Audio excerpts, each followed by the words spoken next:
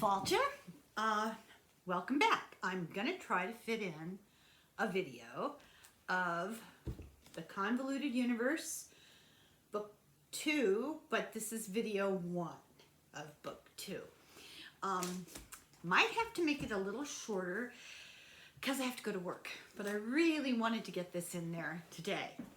So we've just finished the Convoluted Universe book 1. Very convoluted there at the end. Mechanical people and beings that were the sun. It's hard stuff. So, Convoluted Universe Book 2 was written in 2005, and it, like many of her books, is a compilation of numerous sessions over the years. So she is, she considers herself an investigative reporter. She says she's traveled through time and space within these hypnosis sessions, and she believes that everything is stored in the subconscious. And of course, we all know now, we're very familiar with Dolores Cannon, that she does these past life regressions, and she has a special form of hypnotherapy. She believes she's found lost knowledge because now's the time. We're ready to hear it. We're ready to rediscover it. And in the past, this knowledge was taken away because it was misused. So this knowledge has not been forgotten. It's been stored in our minds, and it's being kind of released for us. These memories of past lives are all in our subconscious, waiting for the right time to resurface. So she began doing hypnosis in 1968 for people with habits, you know, like smoking and nail biting and that, you know, overeating. So she accidentally regressed a woman and discovered that not only could she take people into past lives, but also in the future. And as we know from her last book, there's no difference. But anyway, her husband had survived. This is very interesting. I didn't know this. He survived a near-death experience. A drunk driver hit him in his car head on, and he spent a year in the hospital, and for 25 years after survived it, but was in a wheelchair. So she quit doing hypnosis, and they moved to the country because she bore most of the physical brunt of raising their children. But she returned to doing hypnosis as an empty nester in the late 70s. And she developed her own method, which she says involves deep somnambulism, which is a walking sleep-like trance. And it removes the interference of the conscious mind. So she saw patterns that issues were physical issues, phobias, physical illnesses, pains, complaints were often related to past lives, and she learned this by process of elimination. So she says it's got to do with different vibrations and frequencies, that every physical symptom you have is a message from your subconscious, and that she sees symptoms disappear when the reason is discovered in trance for what was causing it, and if the person agrees to make the necessary changes. That the subconscious is like a giant computer that stores the records of all of your lives, and she takes the subject to the most relevant life related to the problem. And she says 90% of the time these stories are boring. She's not publishing all the boring ones. So the subconscious speaks in the first person, I or we, and it refers to the subject, person sitting in front of her who's under hypnosis, in the third person. And she quickly learned that either it was the person's past life persona speaking, or sometimes not. So there's often an expression of relief at being heard, and unemotional, and an observer of the person.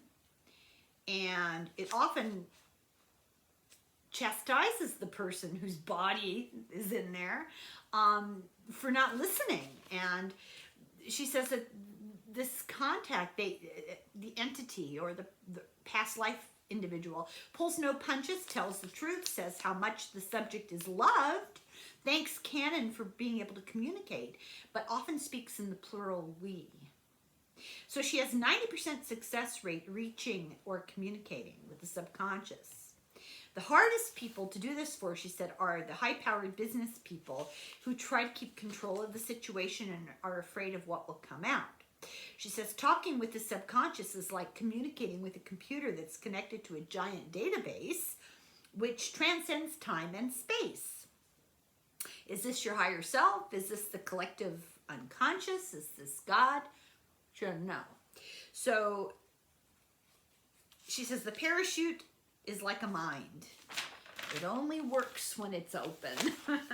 So chapter 2 talks about the normal past life therapy. She says that the subconscious has the power to heal. The symptoms can or may derive from the subconscious, and they're trying to tell you something, but it's different for everybody. Vows that you've made in a past life are important and can be carried over. For example, if you were a monk in a former life and you took a vow of poverty, you might have trouble with money now. It's very interesting, that connection. Migraines might be from past head trauma. Overweight might be you were starved before or assaulted and the trauma. Or you might have had a life of extreme vanity, and this is a lesson in humility. Asthma, you might have been smothered in the past. You might have died of pneumonia in the past. Also, and it's not necessarily true, but these are just some connections she's seen. Also, fears and phobias from the past, and insomnia, old captivity, falls, attacks, the way you die, drownings,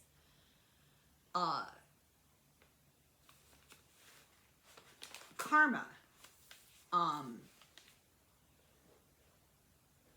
Karma is expressed in a way, in this sort of soft way. It reveals itself in this way. A murderer might return as a caretaker for a former victim because people, between lives, souls collaborate. According to her, now not everybody believes this, but Denise believes that you're drawn to energy, that it's much more physics, and you're drawn.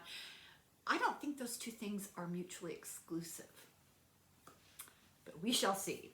So many souls choose to wait to reincarnate into a disabled body to repay more karma. The more physical challenges you have in this lifetime, the harder your life is, the more karma you work off. And the soul and all those around them can learn much more. And you've agreed to do this together. So the handicap teaches everybody around them to, souls admire that because you're choosing a difficult life path. Adoption is an agreement between the foreparents and the child.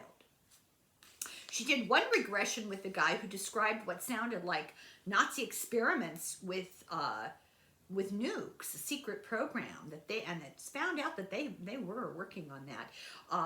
But in this particular event, this guy tells the story of them accidentally blowing up the scientists on the project, and this put the Nazis behind, and that's why they didn't get the atom bomb first.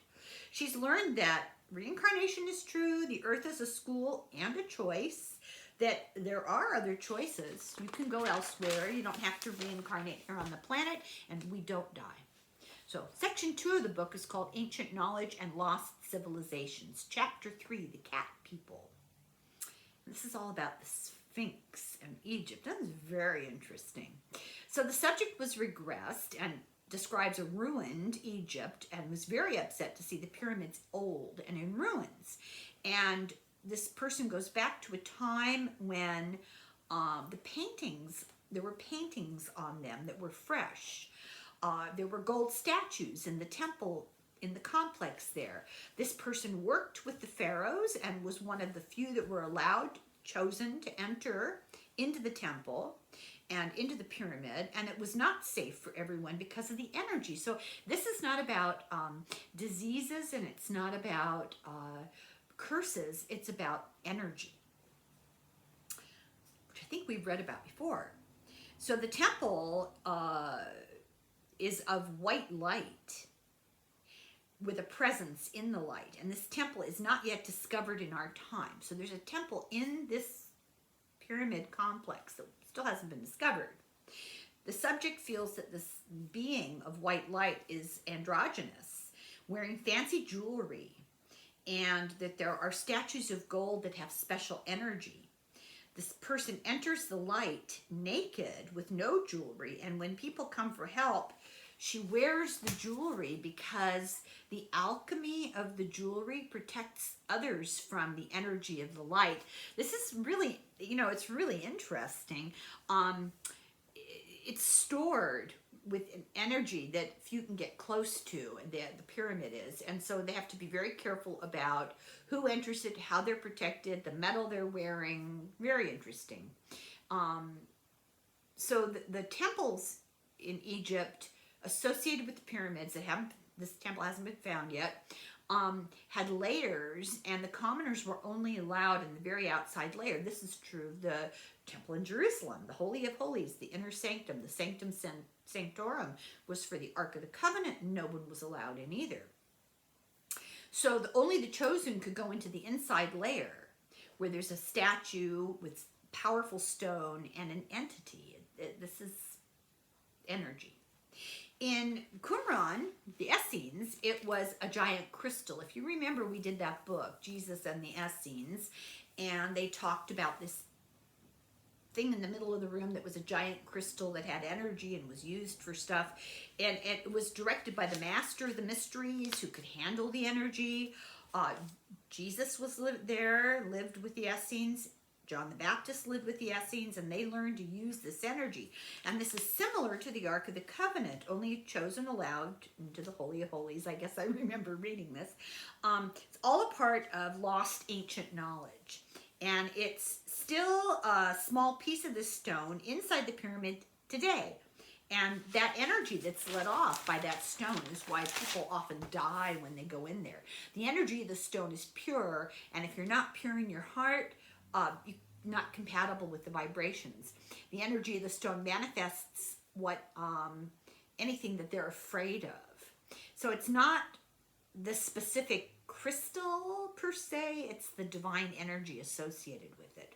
The crystal just holds the divine energy for the designated chosen light worker, and their gold alchemy, their gold jewelry, protects them from the strength of this energy that they carry. The divine energy goes into the crystal energy goes into the chosen inner sanctum workers, and they give it to the people around and have the protection of the jewelry so that they're okay. So you see these Egyptian archaeology with the gold and stuff that has real purpose. So this hypnotized woman had kidney problems in this life, and it was because of this enormous energy. And it's because of our corrupted environment that her body had trouble with her spiritual energy. Some souls carry this energy with them. In Egypt, parents would recognize when a child was born that it had this energy, and they were taken to the temple and given over to the school to learn how to cope with the energy. Kind of like the Dalai Lama is chosen from children, The temple existed before the Sphinx. The Sphinx is a representative of the cat people because they had golden cats. They would go in spirit as cats to help people. Cats are special animals in general, and special in Egypt. The Egyptians knew this. They would communicate telepathically with cats and send the cats to help people, literally, and then they would return. It was all done through this temple, and it was done telepathically. And stories of witches with their cats, there's always a grain of truth to all these things. They kept lions in the temple as a manifestation of this. It's true, in Egypt, cats were associated with gods. They were sacred to God Ra and to Isis. Also, there was the cat-headed goddess Pasht, and it's where the word puss comes from, for kitty cats. There are thousands of embalmed cats found around Egypt. I saw some. It's bizarre. These little tiny, look like loaves of bread. Unbelievable. The temple was destroyed on purpose. It actually disappeared, and people began to think it was the gold that was the healing, but the entire temple was too energized and it basically had to disappear. The gold retained some of the healing energy. Small fragments of the temple and the crystal they're crushed up in the sand of the area, and they still have that special energy. The Sphinx was built, and underground, there's underground stuff still. That's what will be found. The Sphinx was built to honor the memory of the legend of the cats. And little bits of the crystal had gone into the pyramids, and it's like, they're like satellites of the temple. We of the temple were of foreign energy. The pharaohs were born with secrets. This is what Canon was told. We were the ones who survived Atlantis. We brought the energy from Atlantis. The energy had to be shielded in special temple. People weren't evil. They were just crazy and negative. Sounds familiar. So there were a lot of problems with the Atlantis. There was the alchemy of the human body, and it was changing, and it was becoming more powerfully negative energy, and it had to be destroyed. And this happened again in Egypt, and therefore the temple was destroyed. So there's this energy that gets ahead of us that we can't control because we're not spiritually evolved.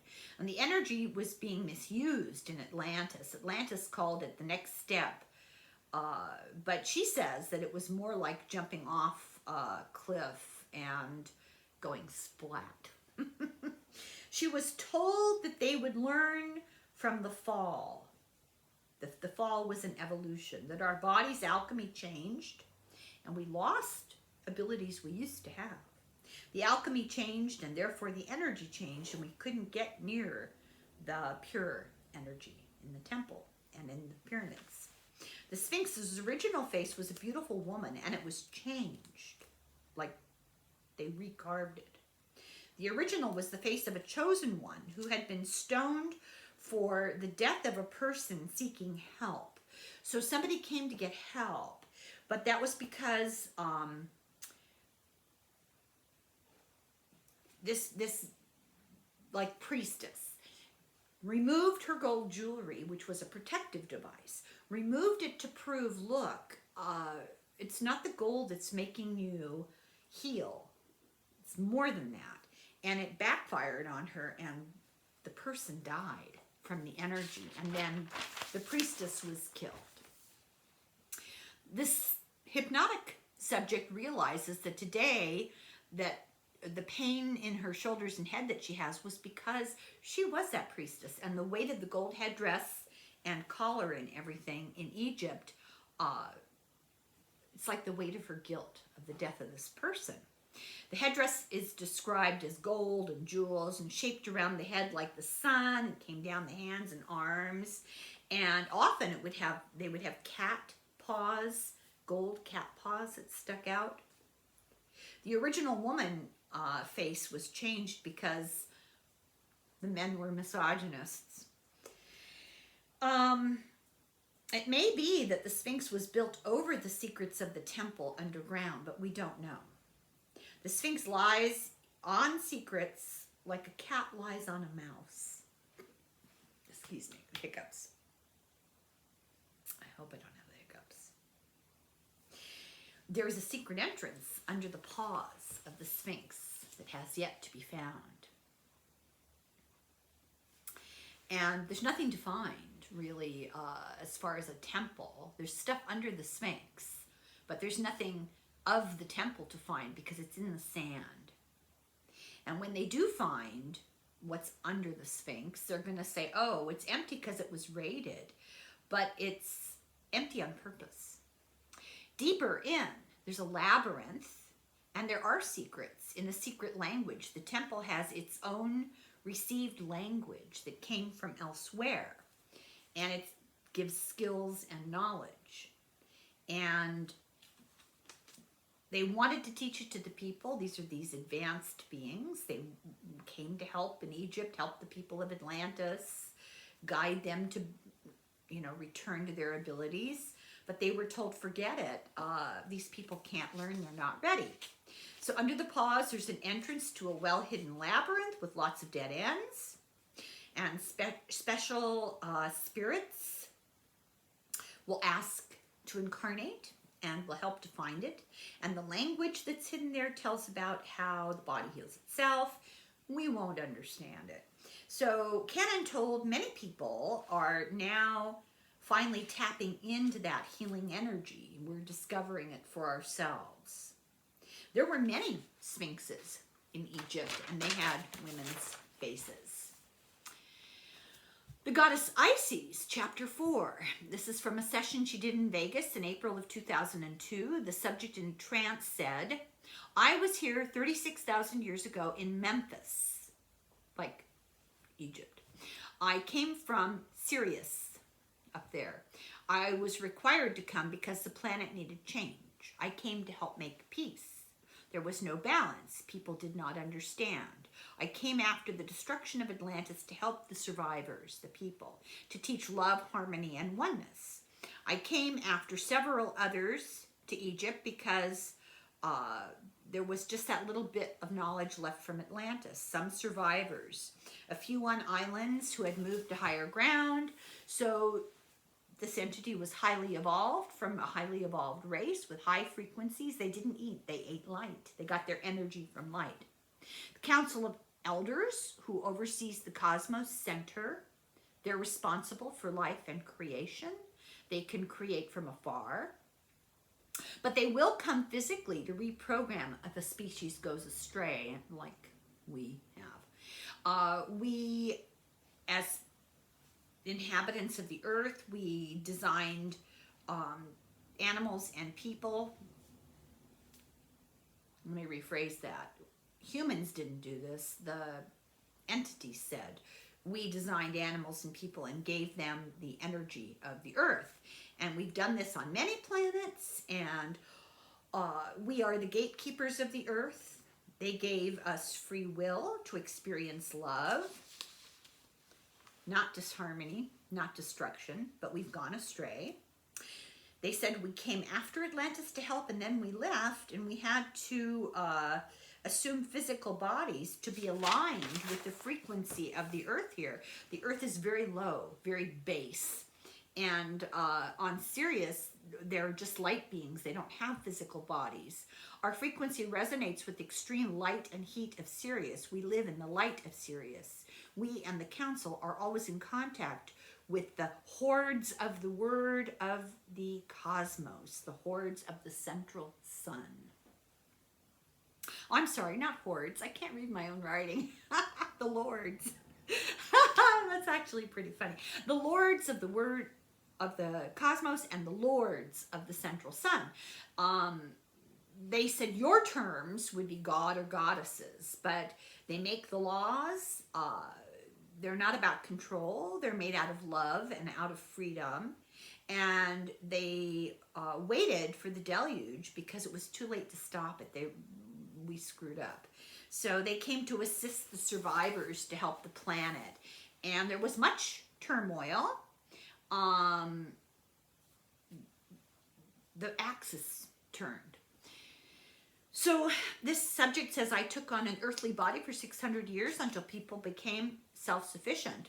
Some of us intermarried to give Earth higher beings, like genetically, to assist when we left, and people knew that we were different. They called us gods.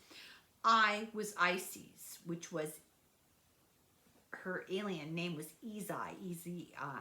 We taught ecology, herbs, healing, how to raise the frequency, oneness, what we know of the Creator, how to love one another, respect for all life, that there's no separation. And after the disaster, people were desperate and ready to hear this. We taught them how to build the pyramids 12,000 years ago. It was done with light energy, telepathic. It was done with cooperation of those from Sirius and hybrid offspring with elevated energy who were able to help out and build in alignment with the stars and the actual alignment of the stars. They are also built in alignment with the energy that was kept in the pyramid. The temples, they were not for burials. They were for healing. They were not tombs. I've said that to people and they get really mad at me. I thought everybody knew that they weren't tombs. Anyway, They were used to raise frequency, increase energy. The energy was still inside. It's lower than it was. It's been debased by people entering with low energy and low vibrations without pure intent, like robbers and stuff. So if people only with good intention and good vibrations went in, they'd have kept their energy and it would have helped many. But people have tainted the energy and the vibrations of the pyramids and of all life forms, and they've polluted everything. Everything alive is affected. In Atlantis, they misused their minds. They had a crystal source of energy, and they didn't fully understand what they were doing, and they made grave errors and caused the geological upset. The Sphinx was a tomb. Pyramids weren't. And it was made to look like a lion to roar at robbers. But there's a hall of records under the Great Pyramid, and many rooms and tunnels under the Sphinx, but they haven't been found yet. And they actually go all through the planet. They lead all underground to cities and races. I've heard this story so many times that there are races living underground, that people in charge of the monuments know some of this, but not all of it. But because of their beliefs, they don't believe in reincarnation. They don't want people to understand or know about this. There are many ways to go to the source, and these people in charge don't want to admit that. They have closed most of the tunnels, and they can only be accessed through the Great Pyramid. They're afraid. They're afraid if Westerners knew that they would explore, and they're afraid of the physical risks and the risk because the belief system has a lack of understanding. The Syrians built them with the light energy, and they use light energy to travel. The Syrians let me see. They could move things physically and transport them by teleportation, telepathy. And these earth people wanted to go underground and to help Mother Earth. Mother Earth is alive and evolved and they work closely with Mother Earth. So they live underground to try to help these races underground, to try to help the Earth. They don't need the sun because they have light sources down there, and with frequencies that they can access. And many of them are still alive under there, and they can use this light frequency that they have to easily surface and then return. And they keep the purity of their energy. That we've polluted ours. They haven't. They're helping the Earth now as she shifts to a higher vibration. There are several other openings under pyramids in the Yucatan and Bolivia. This is this being talking said that the Incas came as a helper, and as helpers she came and was globally respected. And when you read mythology, you hear about Isis everywhere. But people began to worship her as a goddess, which she said is nonsense. She was here a long time, which made it remarkable because she was 600 years old. She said she looked like, she thought it looked like hybrids could continue on a good path, and the people on the planet had their act together, and they would be helped by the hybrids, and light beings said, okay, we've done our work, and they shed their physical bodies and returned to Sirius. But they didn't realize, so now things are all messed up again, and they're returning, and they're very needed. There are many of them here. She says there might be enough people awake to avoid a deluge. These beings are trying to restore balance and harmony. Many Atlantans are returning to help in any way they can to repay the mistakes that they made, misusing their energy. She says, all will be well. It won't be as bad as before. There will be problems, but that's not for us to worry about. We need to stay in love, to believe in the divine order of light. When they first came after Atlantis, the frequency made it easier for them to incarnate. People welcome them as gods, but now our energy has gotten so low that it's much, much harder for them. They're coming now, many of them, to try to prevent the deluge. She came into a baby, but as the subject learns and awakens, more of that light energy comes into her. So this is the entity speaking through the hypnotic subject. So they're working, these entities, with this woman's DNA, working on her while she's asleep. The subject's name is Ingrid, by the way, and she had toured the pyramids, but had gotten such a strong reaction, she had to cut her trip short and go home because it took her 2 weeks to recover because of the high energy there. The real purpose of her trip was to pick up her own old lingering energy that was left there from when she lived there 600 years ago. It was part of her reintegration. So the subject moved from South Africa to the United States because we need the light and the love energy. I feel like South Africa probably did too. Elon Musk. So we should not be going to the Middle East for oil. This is the message from this entity. This is all about power and greed. We need love and respect for life. We should share global resources and feed the hungry. So all rigid structures will have no alternative but to change. They will collapse with the power of love and light. They're going to fail. Now, that failure may be an apparent cataclysm, but the ultimate result will be good. So love is all there is. Love is what all is created from. The subject, Ingrid, was having issues, and not because of her karma, but because of her difficult marriage, which was meant to teach her to deal with human energy and to deal with the human psyche and the human behavior. She was too other, and she needed to learn this. The opposite of love,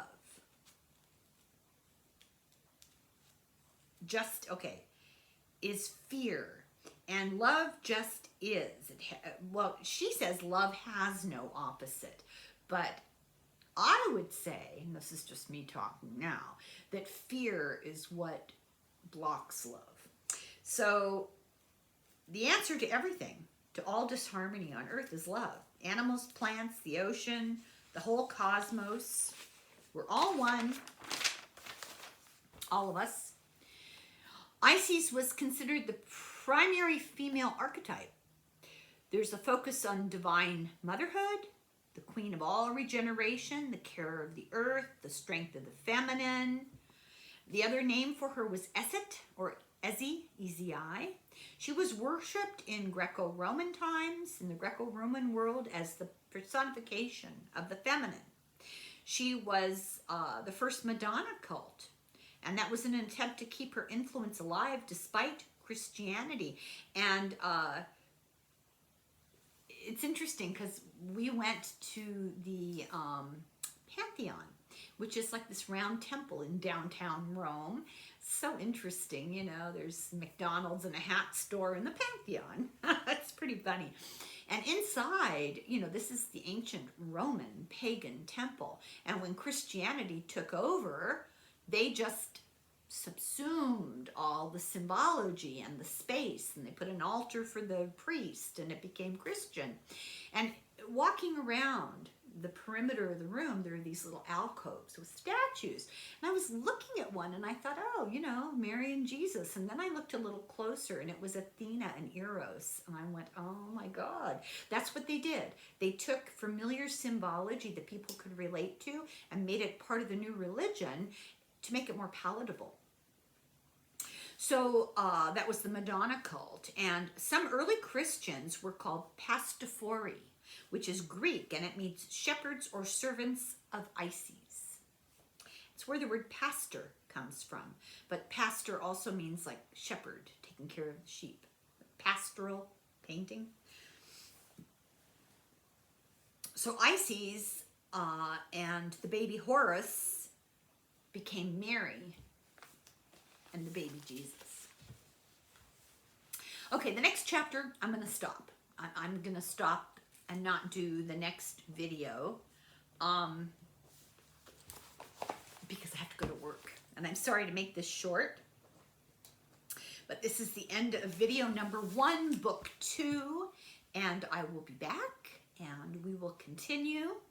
And I know I could just go on all day with this, but maybe we should stop and digest a little bit. So I'm going to go do my job and think about this while I'm doing it, and I hope you will too. Thank you for watching, and I'll be back and slung of oil.